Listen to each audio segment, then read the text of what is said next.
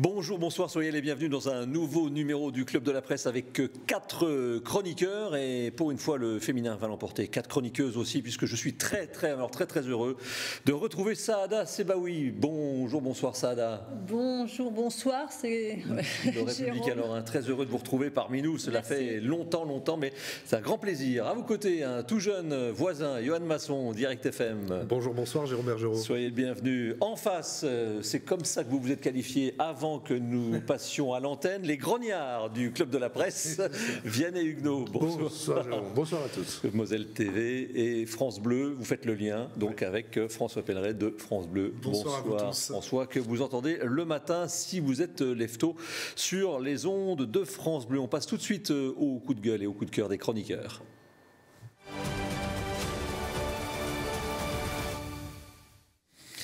Et évidemment, puisqu'on célèbre le retour de Saada, c'est à vous que je passe la parole avec un sujet qui était d'ailleurs dans les colonnes du Républicain Lorrain ce jeudi sur la précarité des étudiants. Eh bien oui, le sentiment que l'histoire bégaye, que les choses n'ont pas finalement changé, le sentiment que la précarité étudiante, je ne sais pas vous, mais elle s'est un petit peu installée dans le paysage. C'était messin, comme d'ailleurs dans la plupart des grandes villes de France. À Metz, le Secours populaire, tenez-vous bien, a même sanctuarisé ces mercredis. En fait, tous les mercredis, c'est distribution de denrées alimentaires. Rappelez-vous, les premiers reportages qu'on a fait sur le sujet, c'était pour la Covid. On aidait les étudiants parce que pendant la Covid, c'était compliqué. Parce qu'il n'y avait pas de revenus avec les restaurants fermés, de petits boulots qui pouvaient permettre d'avoir évidemment un petit peu de beurre dans les épinards. Et donc pendant la Covid, on sentait bien qu'il y avait un besoin, mais ce que vous nous dites aujourd'hui, c'est que ça continue malgré tout. Ah bah ça s'est installé. 1 heure de distribution, ils versent l'euro symbolique pour emporter leur sachet avec tout le besoin. Ils ont aussi à leur disposition l'épicerie solidaire l'Agora et heureusement qu'elle est là, puisqu'elle reçoit de plus en plus d'étudiants. Normalement, je ne sais pas, quand on était étudiant, c'est vrai que c'était l'occasion de se confronter à la réalité, peut-être au monde du travail avec un petit job. Et aujourd'hui, ils sont directement confrontés à une précarité en plein et on voit bien que ça ne change pas. Ils sont là toutes les semaines. Et on sent vraiment de la lassitude, je ne sais plus comment s'appelle la personne interviewée dans les colonnes du Républicain Lorrain, mais qui dit j'en peux plus des études parce qu'elle fait des études d'infirmière. Et donc, visiblement, elle a hâte d'avoir terminé son diplôme pour pouvoir commencer dans la vie active aussi et peut-être trouver un salaire un peu plus décent. Oui, la question se posait même de savoir si elle allait mener ses études jusqu'au bout, puisque aujourd'hui, ce qui détermine cela, c'est les conditions dans lesquelles vivent ces étudiants. Il y a 80 étudiants chaque mercredi qui viennent se ravitailler auprès du Secours populaire. Après la Covid, on aurait dû voir disparaître ces files d'attente et finalement, ça s'est installé. C'était donc le coup de gueule de Saada sur ce sujet de la précarité étudiante. On va changer, on va être un peu plus léger avec vous sur un championnat de France assez particulier qui n'a pas lieu ce week-end, mais le week-end prochain. C'est le championnat de France, alors tenez-vous bien, de sabre laser. De combat de sabre laser, Jérôme, parce qu'on a tous un Jedi ou peut-être un côté obscur en nous. Tout à fait. Et c'est ce que ce premier championnat de France de sabre laser va expérimenter à Metz. C'est un événement gratuit, donc pour les enfants, voire même les fans de la saga Star Wars, ça pourra peut-être évoquer de très jolis souvenirs. C'est une belle idée de sortie, j'ai trouvé. Ça se passe au Palais des Sports. Il y aura 65 laséristes qui viennent de 13 régions. C'est aussi un joli coup de pub pour la ville de Metz. Et tenez-vous bien, on aura 600 combats en à peine 2 jours. Et je rappelle, c'est quand même un événement gratuit. À mon avis, il y aura une belle mise en scène comme on peut voir là actuellement. Ça va être un rendez-vous assez chouette. Est-ce que vous connaissez les règles? Parce que il y a la Fédération d'escrime qui va réglementer tout ça. Donc à mon avis, c'est à la touche aussi. Donc c'est sérieux. Oui, c'est très sérieux. Et quand on se renseigne aussi sur le prix du sabre laser, je pense qu'il y aura plus de technique que de côté un peu bourrin, mais en tout cas ça va être très intéressant et moi c'est un rendez-vous qui me fait plaisir à voir parce que Star Wars c'est indémodable. Ça vous amuse, Vianney, de voir ça? Ça m'amuse. Ça m'inspire pas plus que ça, mais ça m'amuse. Ouais. Il y a peut-être un talent caché à expérimenter. Oui, c'est possible. Il est caché très loin. Alors. Mais je suis pas un grand. Je vous verrais bien en Jabba le Hutt, par exemple. Je suis pas un grand fan de. Pour les connaisseurs, si vous avez la ref. Non, c'est pas un truc. C'est de la science-fiction. Oui, bien sûr. Non, c'est pas bon. Ah, vous faites partie de ceux qui n'ont jamais vu ou rarement. Jamais. Ah oui, d'accord. Jamais vu un Star Wars. On pourrait faire une émission spéciale avec vous. Donc ceux qui n'ont jamais vu un Star Wars. Comment une personne jamais vu un Star Wars. D'accord. Comment une personne avec autant Il paraît que il manque quelque chose à notre vie quand on n'a pas vu un Star Wars. Alors je vais faire le lien avec un autre monument du cinéma, et là je pense que vous avez vu certains de ces films, c'est Louis de Funès qui est en exposition exceptionnelle à Vic-sur-Seille. Ouais, c'est un coup de cœur pour Vic-sur-Seille qui a obtenu cette exposition, aussi pour Louis de Funès, mais ça a été 2 ans et demi de négociation quand même pour le maire Jérôme End, parce qu'elle n'a fait que 2 étapes auparavant, à Cannes, capitale du cinéma, et à Bruxelles.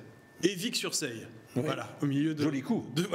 Très très joli coup. 2 ans et demi de négo pour l'avoir. C'est pas une simple exposition où on pose des objets dans une salle municipale. Ça a été tout un casse-tête, un peu comme au centre Pompidou. Hein. C'est très compliqué l'éclairage. Et donc je trouve que c'est un gros coup de chapeau pour cette ville, cette commune du Saulnois, où il faut faire quelques kilomètres pour aller la découvrir, mais ça vaut le coup. Donc si on y va, on fait un combo. Hein. Il y a le musée Georges de la Tour, Louis de Funès, et puis toutes les façades et l'histoire de Vic-sur-Seille. Gros coup de cœur. Oui, avec, je crois, 25 000 spectateurs attendus, ça dure quelques semaines, voire quelques mois. 4 mois jusqu'au 28 mai, voilà. Ça a démarré samedi dernier. 4 mois, c'est un joli coup, joli coup de pub réussi par Vic-sur-Seille. Vous irez faire un tour si vous avez l'occasion? Moi, l'occasion, oui. De Funès, c'est quand même un grand classique et ça fait toujours du bien de se replonger dans cette époque où tout semblait un petit peu plus simple. Oui, on peut voir si... Alors là, par contre, pardon. Là, vous l'avez vu. J'ai quasiment tout vu. Là, j'avoue, j'ai quasiment tout vu. Il y a la fameuse 2 chevaux en 8 morceaux. Oui. Qui a demandé une reconstitution particulière, puisqu'évidemment il faut que ça ressemble à la scène du Cornio quand il y a le choc avec la voiture de Louis de Funès et celle de Bourvil. Évidemment. Ah va bien bon marcher maintenant. Alors vous, c'est un coup de gueule ou un coup de cœur? Je n'ai pas très bien compris. C'est les deux. C'est les deux. Oui, c'est les deux pour le même personnage, c'est Cyril Hanouna. Coup de cœur, d'abord parce que ça m'agace à la fin. Faites attention, vous allez avoir des insultes sur les réseaux sociaux si vous dites que vous avez un coup de cœur pour lui. Il n'y a pas un jour où on ne lui tape pas dessus sans dire. Alors, il y a des raisons, parce que je comprends qu'on soit choqué par le contenu de ces émissions, la façon d'amener les sujets d'actualité.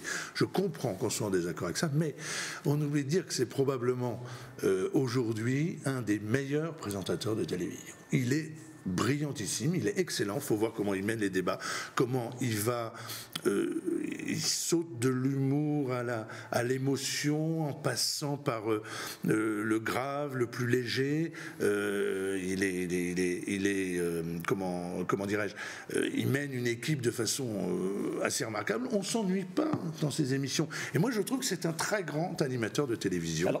Et on a un peu du mal à le reconnaître parce qu'on n'aime pas son contenu. On a du mal à le reconnaître. Alors je vous propose, puisque ça c'était votre coup de cœur, pour que justement on parlait de Star Wars avec le côté obscur de la Force, vous avez aussi un coup de gueule. Oui. Et voici pourquoi vous avez ce coup de gueule. Ça dure 30 secondes, écoutez.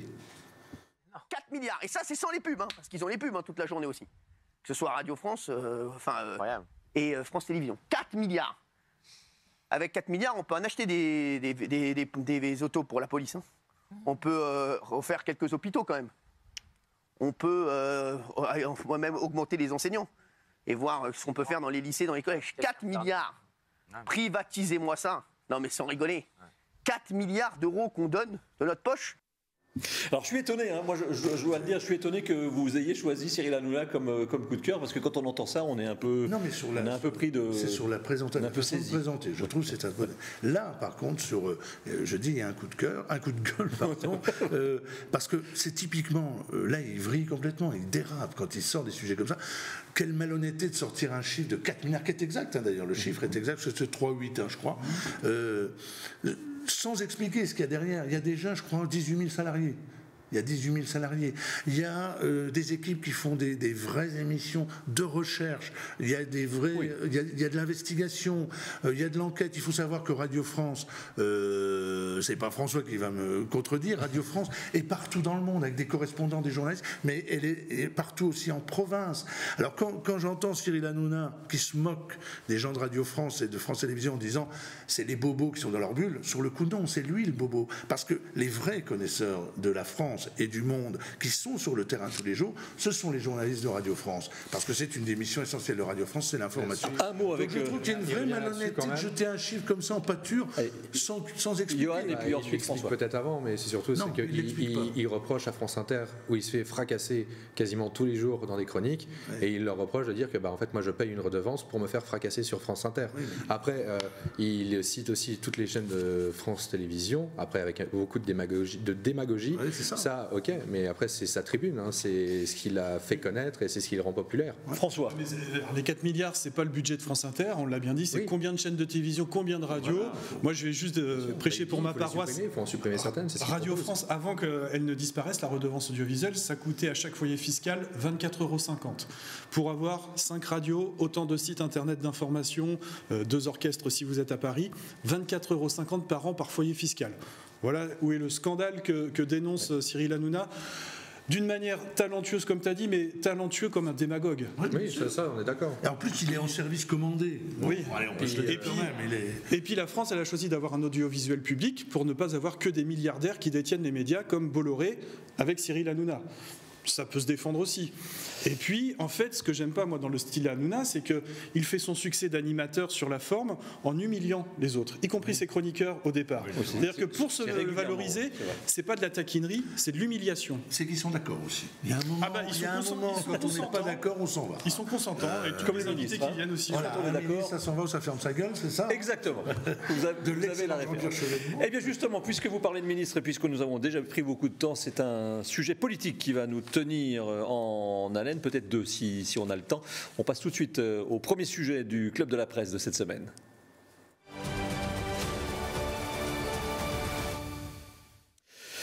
C'est passé presque inaperçu, c'était dans un entretien à nos confrères de la Dépêche du Midi. Emmanuel Macron a évoqué la réforme des institutions qu'il souhaitait mener lors de ce deuxième quinquennat, une fois qu'il aura mené, on l'espère, pour lui, la réforme des retraites. Et alors dans cette réforme des institutions, je vais faire très très vite, il y a un certain nombre de points, dont le retour au conseiller territorial qui engendrerait la suppression des super-régions.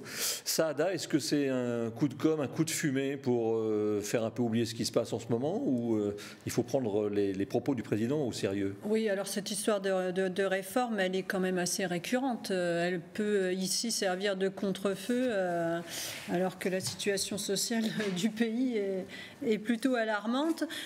Sarkozy sur la fusion des départements et des régions pour aboutir à une seule collectivité territoriale, ça avait été notamment voté en 2010 et abrogé par François Hollande dans la foulée. Donc c'était une rencontre, hein. Ils se sont vus tous les deux. Sarkozy prenait les conseils de territoire. Tout ça pour faire économiser de l'argent. Finalement, quand on regarde à l'arrivée, plus qu'un contre-feu, c'est même un petit peu se moquer du monde. Vous prenez l'exemple du département aujourd'hui. On regarde sur les cantons qui avaient été réduits en imposant un nombre de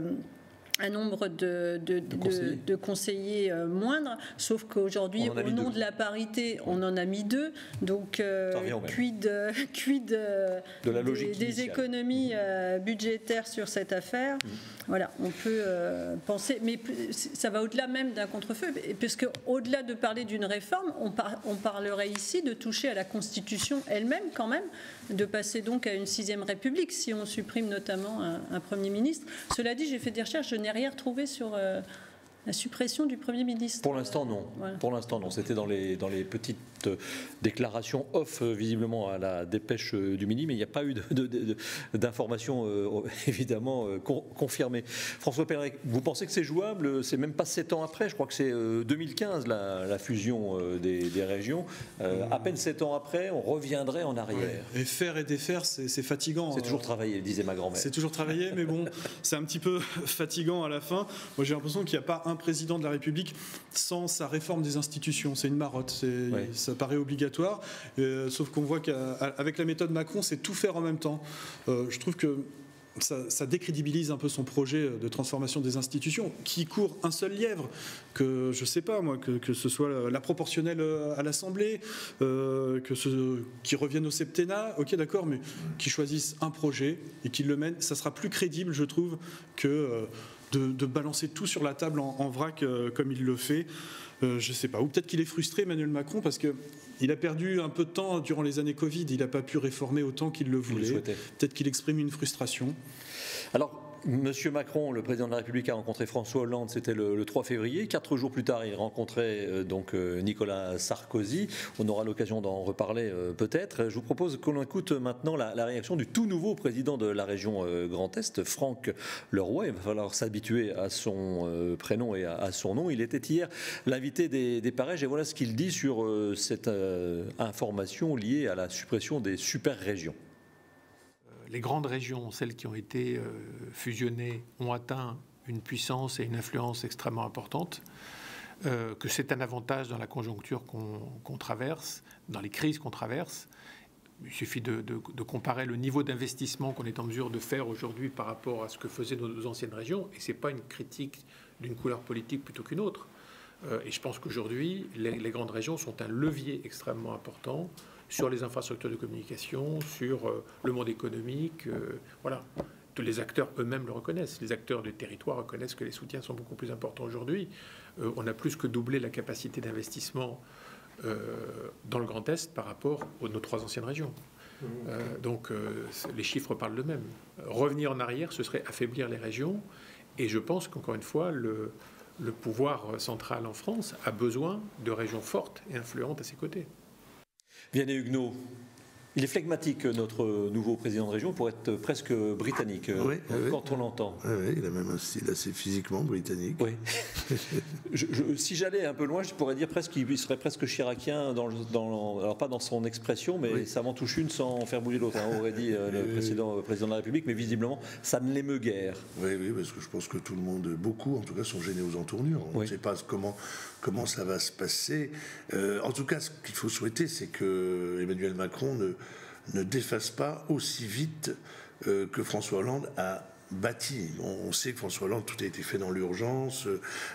Si c'est pour démonter ce qui a été fait et mal fait, mais le démonter très vite, et s'il faut revoir le découpage des régions, il faut prendre le temps. Or, on n'est pas du tout dans ce tempo-là. On a compris que Macron, aujourd'hui, il entre dans une phase que tous les présidents de la République ont connue. Il est obsédé par l'histoire. C'est-à-dire quelle trace il va laisser dans l'histoire. Il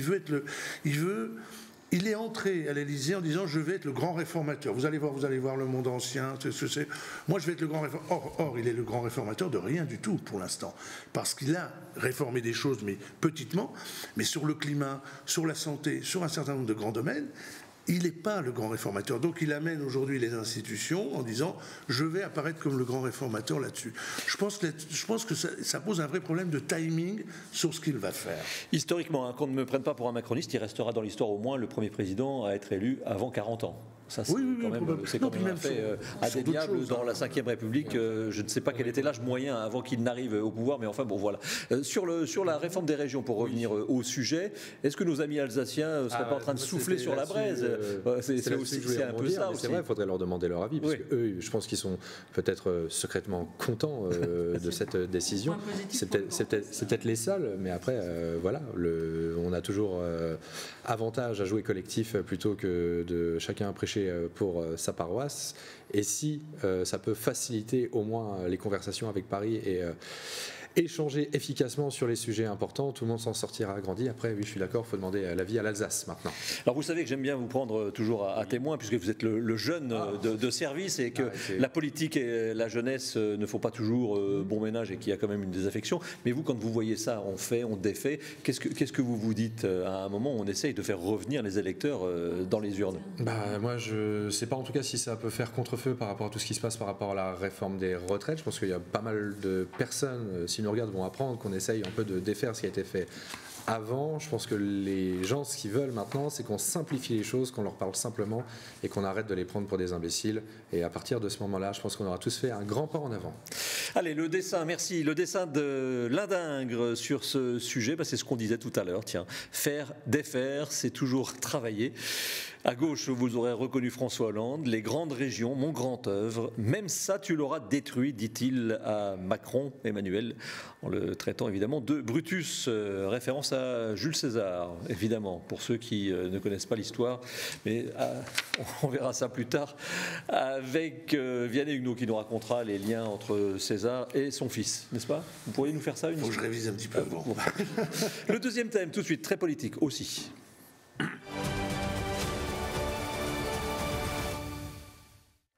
Il sera question de la réforme des retraites, évidemment, mais surtout de la mobilisation pour poser une question toute simple. Et après, et maintenant, après 3 journées de manifestations dans la rue, ça ne bouge pas ni dans un sens ni dans l'autre. Saada, que va-t-il se passer? Alors, je ne vous demande pas de faire Madame Irma, mais à votre avis, quelles sont les pistes pour les prochaines semaines? Ah oui, alors ça marque, on a vu que ça marquait un petit peu le pas, notamment en termes de mobilisation, en termes le nombre de personnes en grève dans les entreprises. Mais en même temps, Elisabeth Borne a bougé un petit peu, notamment sur l'âge des gens quand ils commencent à travailler. Si ça bouge un peu, ça veut dire qu'il faut encore se mobiliser plus. C'est le message que les syndicats vont pouvoir envoyer aux troupes. Après, une journée de grève, c'est quand même près de 80 € en moins sur le salaire, avec 7 jours de carence. Ils commencent déjà à faire des petites caisses pour payer. Ah oui, j'en ai vu. Alors, elles ne sont pas petites. Hein. J'ai plus les montants, là, mais c'est des grosses caisses pour certains syndicats. Ils peuvent assumer. Oui. Mais la question se pose sur les carrières longues. À quel âge on commence à avoir une carrière longue? Moi, si je me sens visée, j'ai été surveillante dans un collège vers l'âge de 20 ans. Est-ce que ce sera une carrière longue? Ça, c'est une bonne question, je n'ai pas la réponse. Samedi, nouveau mouvement dans la rue. C'est aussi une façon de mobiliser celles et ceux qui ne veulent pas s'arrêter pour des raisons économiques. Bah, c'est aussi ça qui est intelligent, c'est de faire ça le samedi maintenant. Et ça, c'est un petit peu essoufflé cette semaine, mais bon, voilà, les manifestations la semaine, tout le monde ne peut pas se le permettre. Il fait froid aussi, mais là, il va faire beau, donc au moins en marchant, ça va se réchauffer un petit peu. Moi, je pense que le vrai curseur, ce sera samedi. Les syndicats sont intelligents parce qu'ils vont laisser les Lorrains et les Français un petit peu tranquilles pendant les vacances et revenir fort au mois de mars. Il y a une manifestation quand même prévue le 16 encore. Alors, ce ne sont pas encore les congés parisiens. Voilà, c'est ça. Donc au moins ils sont intelligents là-dessus. À voir comment ça va prendre ce week-end, mais c'est pas fini, au moins dans la rue. Après à l'Assemblée nationale, le triste spectacle auquel on assiste quasiment tous les jours maintenant, ça tout le monde le voit, et ça aussi, ça laissera des traces.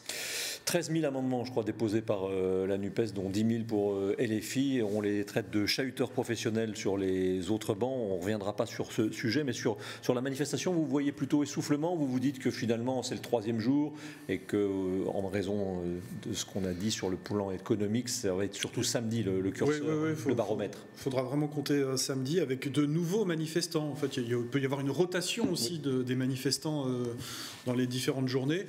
Ça s'essouffle un petit peu, mais ça reste quand même massif, moi je trouve. Et le gouvernement, ne bouge pas trop. Et ce que je regarde, c'est que ça ne bouge pas trop du côté des députés LR. Il y a des médias comme France Info qui font des comptages, des compteurs. Ils les appellent les députés. Alors là, vous votez ou vous votez pas aujourd'hui? Oui. Ils sont toujours 15 à être prêts à voter cette réforme, et ça, je vois que ça n'augmente pas. Oui, il a fallu que le patron des LR siffle la fin de la récréation, il y a 2 jours à l'Assemblée, puisque c'était un peu en rang dispersé dans sa famille politique. Donc voilà, je ne sens pas la majorité macroniste gagner des soutiens.